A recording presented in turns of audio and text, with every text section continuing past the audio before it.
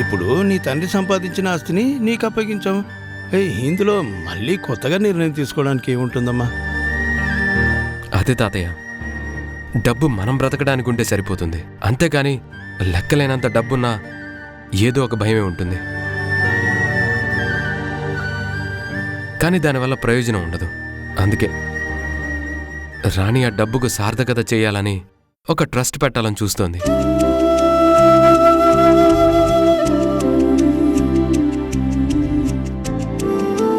దాని ద్వారా ఎంతో మందికి సేవ చేయొచ్చని రాణి ఉద్దేశం.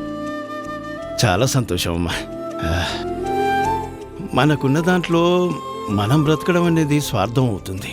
అదే మనకున్న దాంట్లో ఇతరులకు సాయం చేయడం అనేది గొప్ప విషయం అవుతుంది. ఆ భగవంతుడు నీకు ఆ గొప్ప మనసు ఇచ్చినందుకు చాలా సంతోషం తల్లి. ఇంతకీ ఆ ట్రస్ట్ ఎవరి పేరు మీద పెడదాం అనుకుంటున్నావమ్మా?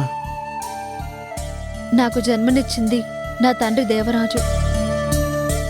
నా జీవితానికి మార్గం చూపించింది మీరు. అందుకే సూర్యదేవరాజ్ చారిటబుల్ ట్రస్ట్ అని ఆ ట్రస్ట్కి పేరు పెడుతున్నాను.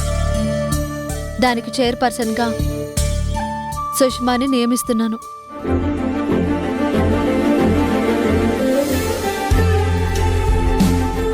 వద్దొదినా, నేనందుకు అర్హురాల్ని కాదు. ఒకప్పుడు నీ పరిస్థితిని చూసి నేనెన్నో మాటలు అన్నాను. డబ్బున్న ఇంట్లో పుట్టాను కదా అని మీ లేనితనం గురించి నేను ఎన్నో విధాలుగా అవమానించాను. నువ్వు ప్రాణంగా చూసుకున్న గోపిని కూడా నీ నుంచి దూరం చేయాలని ప్రయత్నించిన మూర్ఖురాల్ని నేను. అలాంటి నాకు ఇంత అరుదైన గౌరవాన్ని ఇవ్వద్దు వదినా. చూడమ్మా, నీ తప్పేంటో నువ్వు తెలుసుకున్నావు. మా ఇంటి మనిషివి నువ్వు. అందుకే నేను పెడుతున్న ట్రస్ట్కి నిన్ను చైర్పర్సన్గా నియమిస్తున్నాను.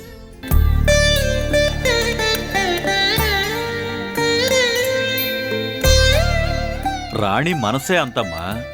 తనని ఎవరైతే అవమానించారో వాళ్ళు చేసిన తప్పేంటో వాళ్లే తెలుసుకునేలా చేస్తుంది. అది తెలిసాక వాళ్లకొక పెద్ద బాధ్యతను అప్పగిస్తుంది. తన వాళ్లందరూ తన కళ్ల ముందే సంతోషంగా ఉండాలని కోరుకుంటుంది. అందుకే ఒకప్పుడు తనని కోడలుగా అంగీకరించనన్న నేనే ఇప్పుడు నా కూతురి కన్నా ఎక్కువగా చూసుకుంటున్నాను. తానేం చేసినా అందులో మంచుంటుందమ్మా. బావా, నువ్వైనా అక్కకి చెప్పు. ఇదంతా అక్కే చూసుకోవచ్చు కదా. మనమంతా వెనకాలండి నడిపిస్తాం కదా. నా భార్య ఏ నిర్ణయం తీసుకున్నా అందులో ఖచ్చితంగా ఒక పరమార్థం ఉంటుంది. తన మాట నేను కాదను. ఎవ్వరూ కాదనొద్దు. తాతయ్య, మీరేమంటారు? ఏం మాట్లాడాలో నాకు అర్థం కావడం లేదమ్మా. పేదరికంలో ఉన్న వాళ్ళకి డబ్బు వస్తే బాగుండు అనుకుంటారు. ఆ డబ్బు వచ్చాక ఇది ఎప్పటికీ మన దగ్గర ఉండాలనుకుంటారు. కానీ నువ్వు ఎంత పేదరికాన్ని చూసినా నీకు ఆ డబ్బు మీద వ్యామోహం లేదమ్మా. నువ్వు 10 మందికి సాయం చేయాలన్నా ఓ మంచి ఆలోచనతో ఉన్నావమ్మా. చాలా సంతోషంగా ఉంది తల్లి. అదే గొప్ప విషయం అనుకుంటే నువ్వు సుష్మాని చైర్పర్సన్ చేయాలని నిర్ణయించుకున్నావు. చాలా సంతోషం తల్లి. దీనికి నిన్ను అభినందిస్తున్నాను. నాకు చదువు లేదు తాతయ్య. ప్రపంచాన్ని చదివాను కానీ ఆ లెక్కలవి నాకు తెలియదు. అదే సుష్మా అయితే బాగా చదువుకుంది. పైగా తమ్ముడు కలెక్టర్ కాబట్టి ఎవరికి సాయం కావాలో దానికి అర్హత ఎవరు అన్నది వాళ్ళిద్దరూ చూసుకోగలుగుతారు. అలా నిజంగా అవసరమైన వాళ్ళకి నా ట్రస్ట్ ద్వారా సాయం అందుతుంది. కాబట్టి ఈ బాధ్యత సుష్మాకి అప్పచెప్తున్నాను. తమ్ముడు, నువ్వు మాత్రం కాదనకూడదు. అక్క, ఏ వ్యక్తికైనా అమ్మాయి అదృష్టం అంటారు. నేనింకా ఎక్కువ అదృష్టవంతుణ్ణేమో. నాకు 2 అమ్మలున్నారు. ఒకరు నాకు జన్మనిచ్చిన తల్లి అయితే ఇంకొకరు ఆ జన్మకి అర్థం చూపించిన తల్లి. నిన్ను అక్క అని పిలిచినా నాకెప్పుడూ అమ్మలానే కనిపిస్తావు. అమ్మ మాటనే నేనెప్పుడూ కాదన్నా. ఏవండి, ఆ పేపర్స్ ఇవ్వండి. అమ్మ సుష్మా, ఇలా రా. హ్మ్. ఇక్కడ సంతకం పెట్టు. పెట్టు.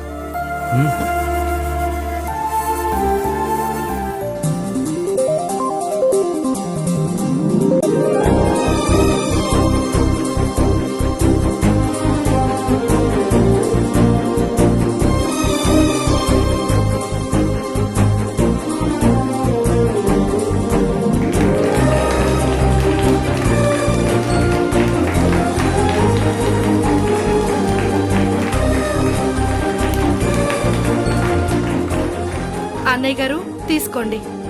నువ్వు తీసుకోమ్మా. ఆ. తీసుకోండి. తీసుకోమ్మా. మీరు కూడా తీసుకోండి. ఆ. ఆ. తమ్ముడు,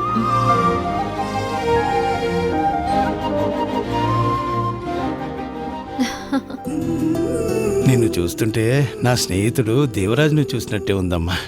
తను కూడా అంతే. ఎవరికే కష్టం వచ్చినా తను ముందుండి సాయం చేయాలనుకునేవాడు. ఇప్పుడు నువ్వు కూడా అలాగే ఉన్నావు.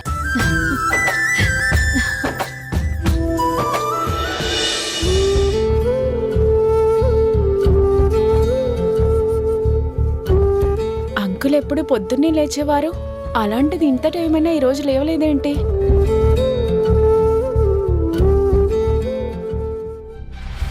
Uncle, time 8:30 దాటుతోంది. లేవండి అంకుల్. మీకోసం నేను కాఫీ కలిపి తీసుకొచ్చాను. తాగి టేస్ట్ ఎలా ఉందో చెప్పండి. Uncle, uncle, uncle, uncle.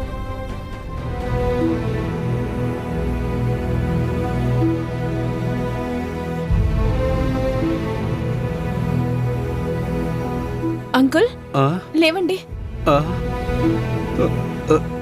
ఏంటి అంకుల్, ఒళ్ళంతా ఇంత వేడిగా ఉంది? జ్వరం వచ్చిందా? అయ్యో, నాకు తెలియలేదే. పర్వాలేదమ్మా, చలికాలం కదా, ఇదంతా సహజమే. నువ్వేం భయపడకు. కాస్త ఓపికొచ్చాక బయటికి వెళ్ళి టాబ్లెట్స్ తెచ్చుకుంటాను. మీకింత జ్వరంగా ఉంటే మీరు బయటికి వెళ్తారా? ఉండండి, నేనే వెళ్ళి తీసుకొస్తాను. వద్దమ్మా, నీకెందుకు అనవసరమైన శ్రమ, నేను వెళ్తానులే. లేదంకుల్, నేను వెళ్తాను. మీరు ఈ కాఫీ తాగుతూ ఉండండి. ఇప్పుడే వెళ్ళి నేను టాబ్లెట్ తీసుకొస్తాను. హా?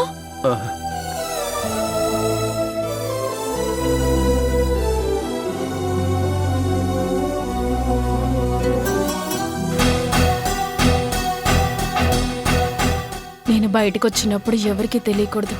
నేను బ్రతికే ఉన్నానని ఏ చిన్న క్లూ దొరికినా వర్ష వచ్చి నన్ను ఇంటికి తీసుకువెళ్ళిపోతుంది. నేను ఆ ఇంటికి వెళ్ళాను అంటే వంశీ, వర్ష ఎప్పటికీ ఒకటి కారు. వాళ్ళ పెళ్లి జరిగి వాళ్ళొకటైన తర్వాతే నేను బ్రతికున్నానన్న నిజం ప్రపంచానికి తెలియాలి.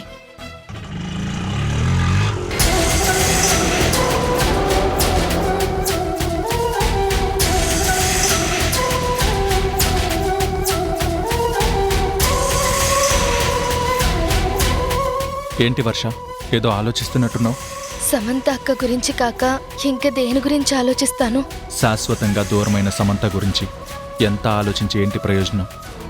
అక్క మనకి దూరం అయిపోయింది అంటే ఇప్పటికీ నా మనసుకు నమ్మబుద్ధి కావడం లేదు. కానీ అది జరిగింది అనడానికి రుజువులున్నాయి కదా. పోలీసులు మొత్తం ఎంక్వైరీ చేశాకే చెప్పారు కదా.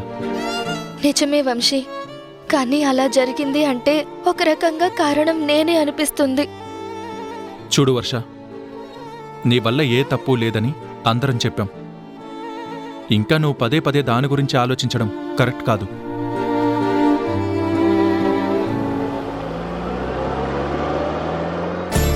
వర్ష మూడు ఎలాగైనా మార్చాలి. వర్ష, నీకు గుర్తుందా అసలు నువ్వు నా కాలేజీలో ఎలా పరిచయం అయ్యావో ఒకసారి తలుచుకో.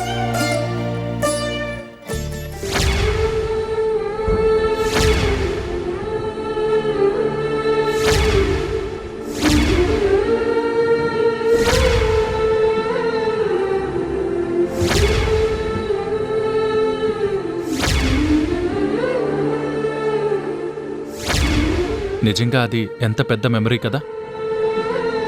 నేను ఆ రోజు సమంతని కాలేజ్కి డ్రాప్ చేయడానికి రావడం ఏంటి, అనుకోకుండా నిన్ను గుద్దేయడం, ఆ బుక్స్ నీకు ఇస్తున్నప్పుడే మొదటిసారి నేను నిన్ను చూశాను. అంతవరకు నేను ఊహా చిత్రాలు మాత్రమే నా రూంలో వేసుకునేవాణ్ణి. ఆ రోజు నిన్ను చూశాక నీ చిత్రాన్ని ఫోటోగా వేశాను. ఆ ఫోటో నా గుండెల్లో ఎప్పటికీ ముద్రపడిపోయింది.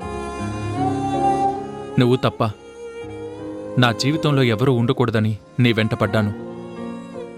నువ్వు మాత్రం నన్ను కాదన్నావు, అస్సలు కనికరించలేదు. సమంత చేసిన 2-3 పనుల వల్ల నీ దృష్టిలో నేను విలన్గా మారాను. చివరికి నేను కారుకి ఎదురెళ్ళి యాక్సిడెంట్ చేసుకుంటే తప్ప ఈ దేవత నన్ను కనికరించలేదు.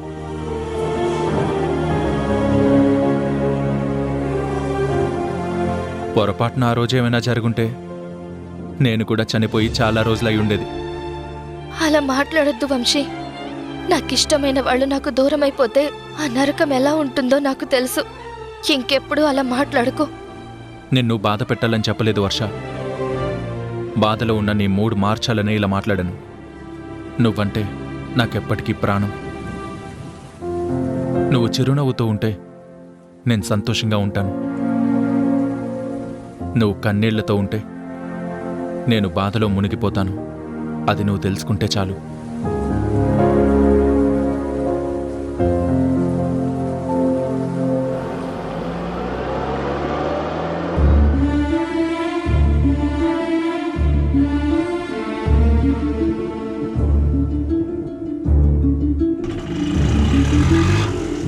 వంశీ, హే,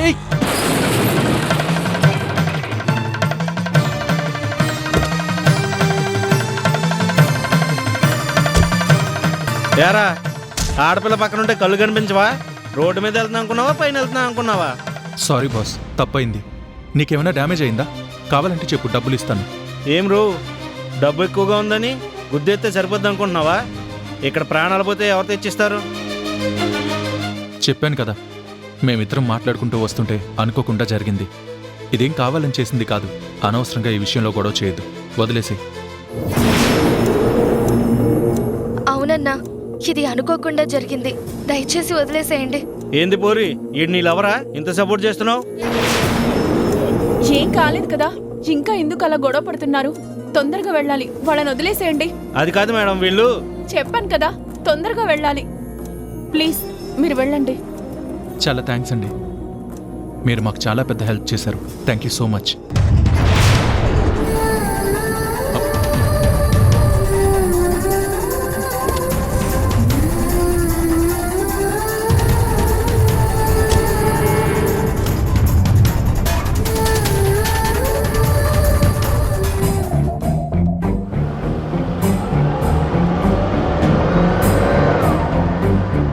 ఎందుకు మేడం వాళ్ళని అలా వదిలేశారు?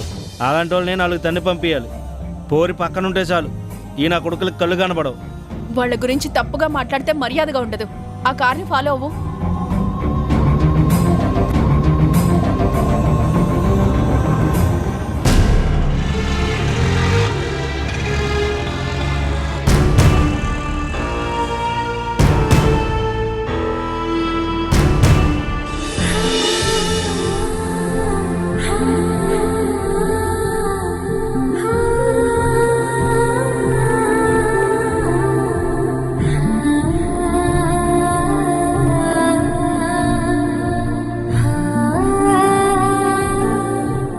ఇక్కడికెందుకు తీసుకొచ్చావు? నువ్వు మొత్తం మూడౌట్లో ఉన్నావు కదా, ఇక్కడ మంచి కాఫీ దొరుకుతుంది. అది తాగుతూ కాసేపు ప్రశాంతంగా మాట్లాడుకుందాం. నా మాట కాదనుకో ప్లీజ్.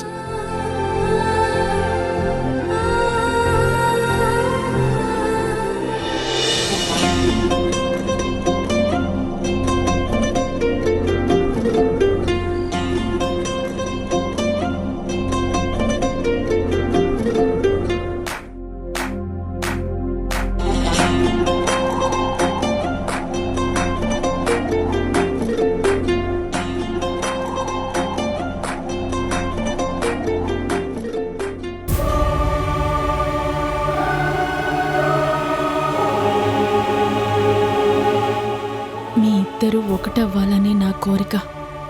నీ ప్రేమను చంపేసి వంశీని నేను దక్కించుకోవాలని స్వార్థంతో ఆలోచించాను. కానీ నిజమైన ప్రేమను ఏ శక్తి విడదీయలేదని వంశీ నిరూపించాడు. ఎప్పటికైనా మీ ప్రేమ గెలవాలి. ప్లీజ్ వర్ష, నువ్విలా ఉంటే నేనే కాదు, ఇంట్లో కూడా ఎవరూ తట్టుకోలేకపోతున్నారు. నీ మూడ్ మార్చుకోలేవా? నేను ఏదైతే అనుకున్నానో అది జరగలేదు. ఏ ఆనందాన్నైతే కోరుకున్నానో అది మొత్తం కన్నీరుగా మారిపోయింది. నేను అందరికీ ఎదురుపడకుండా ఉన్నా, నేనే వర్షాని అని తెలియకుండా ఉన్నా ఆ ఇల్లు ఎంతో సంతోషంగా ఉండేది.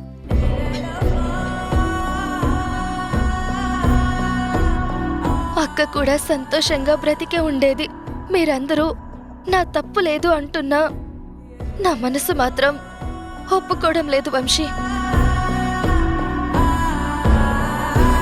చెప్పాను కదా, పదే పదే అదే ఆలోచిస్తూ నీ మనసుని అనవసరంగా పాడు చేసుకుంటున్నావు వర్ష. సమంత కోసం నువ్వు ఎంత ఆలోచించావో తను ఒక్కసారైనా నీ గురించి ఆలోచించిందా? సమంత అంటే నాకిష్టం లేదని నీకు తెలుసు. నువ్వు నన్ను ఒప్పించే ప్రయత్నం చేశావు. నీ త్యాగాన్ని సమంత ఏ రోజు గుర్తించలేదు కదా.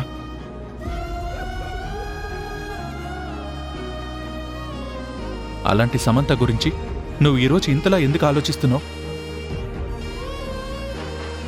మర్చిపోవడానికి తను నాకు పరాయి మనిషి కాదు, నా రక్తం పంచుకు పుట్టిన అక్క.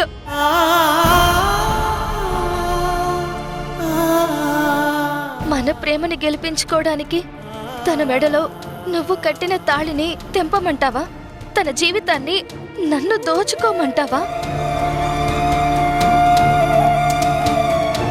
నీ జీవితాన్ని సమాధానం లేని ప్రశ్నగా మిగిల్చింది. నీ మీద నిందలు వేసింది సమంత. కానీ నువ్వు ఏ రోజు తప్పు చేయలేదు. తన మాటలు విని నేనే నీ గురించి తప్పుగా అనుకున్నాను. కానీ నువ్వేంటో తెలుసుకున్నాక నీకు ఎప్పటికీ దూరం కాకూడదని నేను నిర్ణయించుకున్నాను. నువ్వు ప్రేమని మర్చిపోమంటే మర్చిపోవడానికి ప్రయత్నించానే కానీ సమంతకి దగ్గరవ్వాలని కలలో కూడా అనుకోలేదు.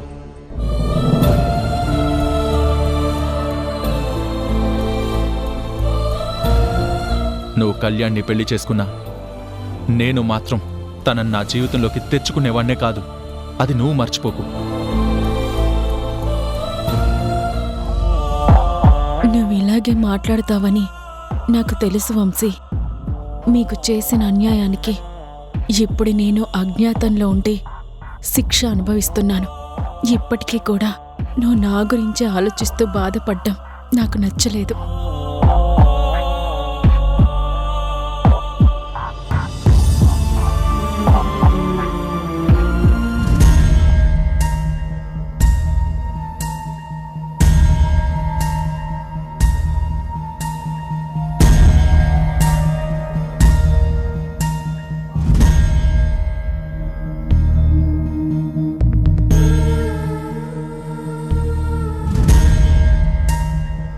ఓకే మేడం, అలాగే.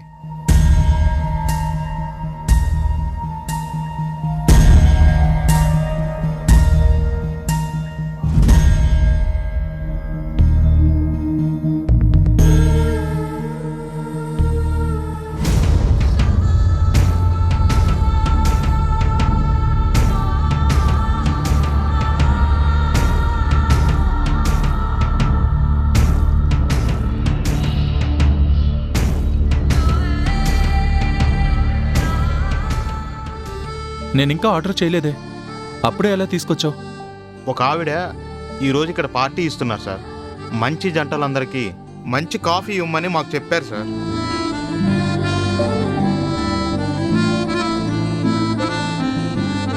అందుకే ఏ జంట వచ్చినా కాఫీ తీసుకొచ్చి ఇస్తున్నాను. ప్రేమ గెలవాలని ఆవిడ కోరుకున్నారు. మేడ్ ఫర్ ఈచ్ అదర్లా ఉండే అందరికీ పార్టీ ఇస్తున్నారు సార్. ఆవిడెవరో కానీ మంచి పని చేశారు. నేను థ్యాంక్స్ చెప్పానని చెప్పు. అలాగే సార్.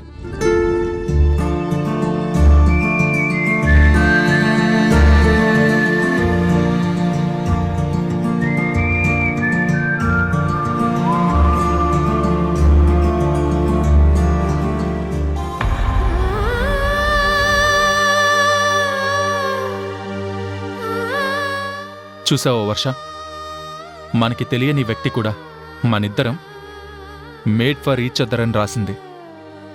భార్యాభర్తలుగా ఊహించింది. మన జంట అంత బావుంటుంది అని అందరూ నమ్ముతున్నారు. నువ్వు మాత్రం ఎందుకు ఇంకా ఒప్పుకోవడం లేదు? చెప్పాను కదా వంశీ, మనం ఒకప్పుడు ప్రేమించుకున్నాం. అది అక్కడితో ఆగిపోవాలి. నువ్వు అక్కకి సొంతమైన మనిషివి. అక్క మనిషివి.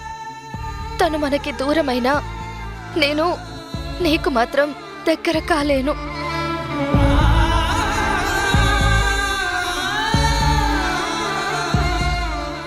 నా అక్కకి అన్యాయం చేశాను అన్న భావన నాకు ఎప్పటికీ రాకూడదు వంశీ. ప్లీజ్ ఈ విషయాన్ని ఇక్కడితో వదిలే. వర్ష, వర్ష ఆగు, ఆగు. వర్ష, వర్ష.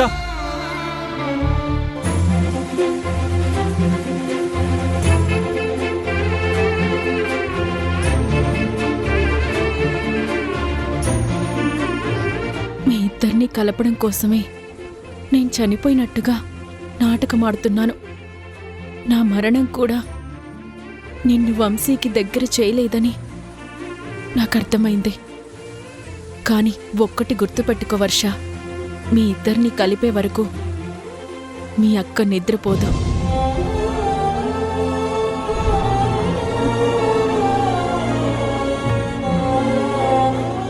అసలు ఇంట్లో ఏం జరుగుతుందో నాకైతే అర్థం కావడం లేదు.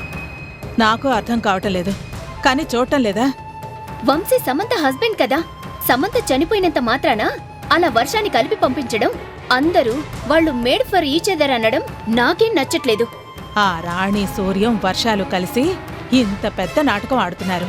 అంటే ఇది నిజంగా రఘు సీతల కూతురు కాదా? అదే కదా నేను మొత్తుకుంటుంది.